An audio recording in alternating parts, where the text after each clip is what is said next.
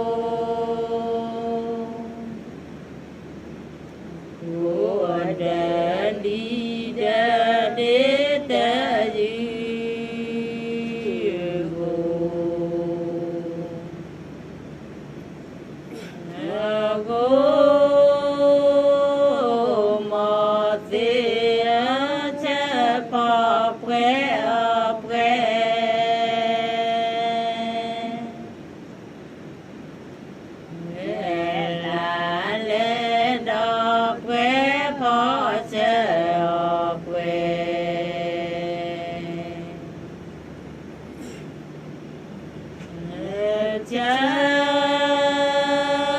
พุทธบุปโลเวเลปาลอรักแกเย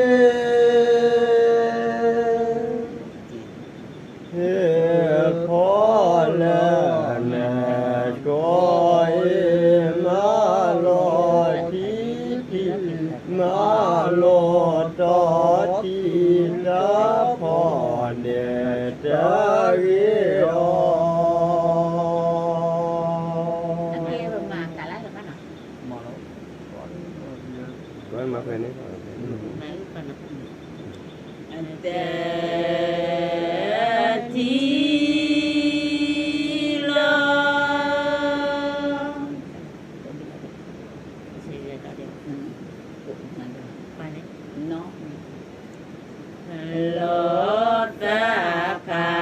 ye li ti lo ke sa ke sa kha i pa le ta e ta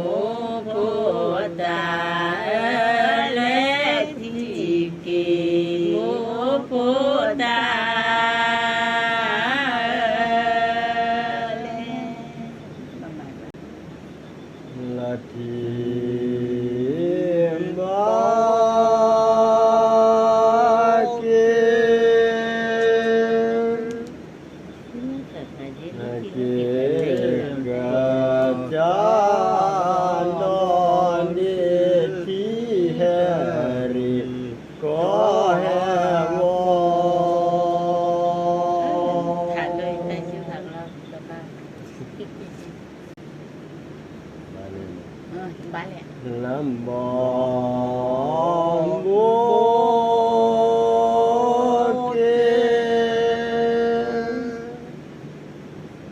kia na đồ khí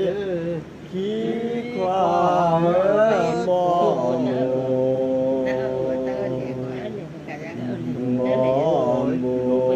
kia na đồ